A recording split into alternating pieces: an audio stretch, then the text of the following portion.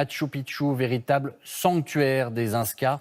Inscrit au patrimoine mondial de l'UNESCO, il attire chaque année 2 millions de touristes connus dans le monde entier. Ce site renferme de nombreux secrets, mais il est très fragile. C'est un feuilleton signé Fanny Lothaire, Nolwenn Hervé et Quentin Delaroche.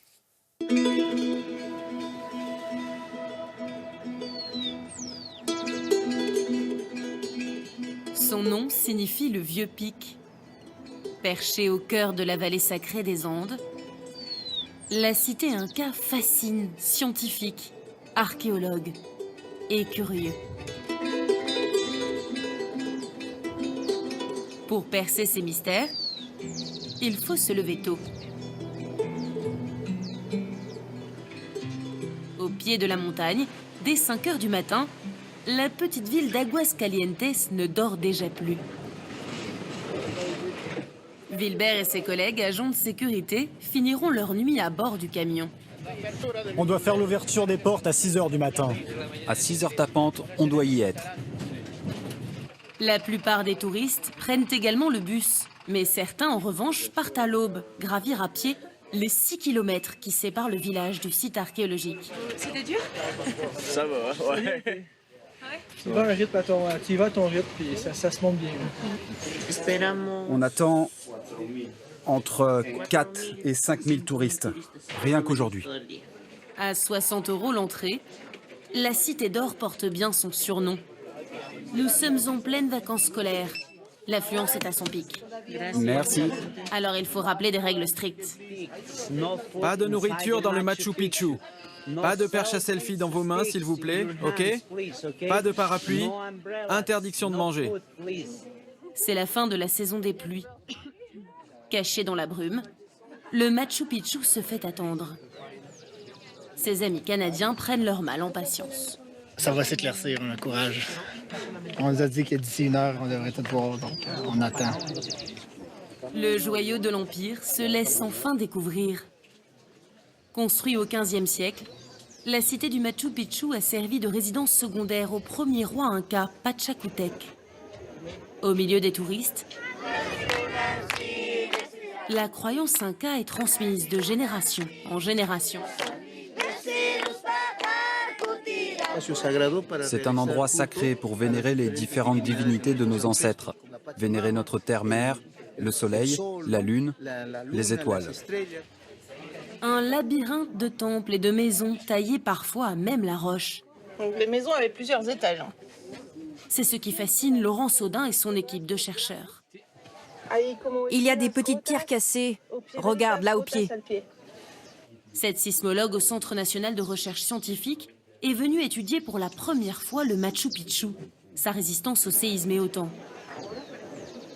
À l'époque, il y avait une vingtaine d'Incas sur le site ou une centaine d'Incas sur le site. Il y a 10 ans, il y avait 400 touristes. Maintenant, il y en a 1000 par heure, quasiment.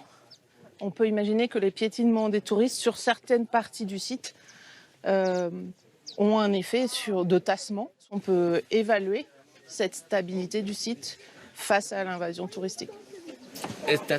C'est le directeur du parc qui leur fait la visite. Il espère que leur travail pourra aider à mieux protéger le site classé à risque depuis quelques années. Cette pierre a bougé. Mais pour quelle raison a-t-elle bougé? Si seulement on le savait. Ils ont 3 jours pour mener à bien leur étude. Pendant ce temps-là, à une centaine de kilomètres de là, certains s'apprêtent à réaliser un rêve. Cusco, la capitale touristique du Pérou. Dans les dédales de ce marché, des porteurs s'activent pour leur prochaine randonnée. Ils vont accompagner des touristes français sur le chemin Inca qui mène au Machu Picchu. Voilà, on va regarder les poids. Le poids, il a 17-18 kilos. Voilà, c'est sac déjà, presque prêt, parce que les poids maximum, c'est 20 kilos. Ricardo Reategui et son groupe emballent le matériel nécessaire pour 4 jours d'ascension. C'est des produits biodégradables, comme aussi les sacs pour les toilettes. L'objectif, c'est que Machu Picchu soit une destination zéro plastique. Les 2 prochains clients de Ricardo, les voici. Camille et Frédéric Casti. Ils viennent tout juste d'arriver au Pérou et se préparent à leur manière en achetant des barres vitaminées et des vêtements.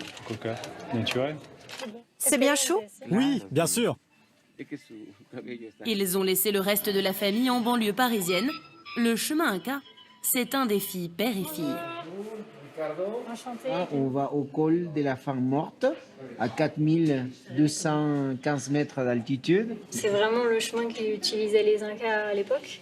On verra du chemin Inca original, qui avait été restauré, mais c'est des chemins Inca original pour arriver à la ville sacrée de Machu Picchu. Sur les traces des Incas, ce soir, ils s'endormiront tôt. Le grand départ est dans quelques heures. La suite, bien sûr, demain. C'est la fin de cette édition. Merci de l'avoir suivi. Tout de suite, le journal météo de Chloé Nabédian. À 20h, Anne-Sophie Lapix. On se quitte avec ces images du carnaval de Rio de Janeiro, qui débutera vendredi prochain. Pour l'instant, eh bien, l'heure est aux répétitions pour les écoles de samba dans le Sambodrome. Bon après-midi et à demain, 13h.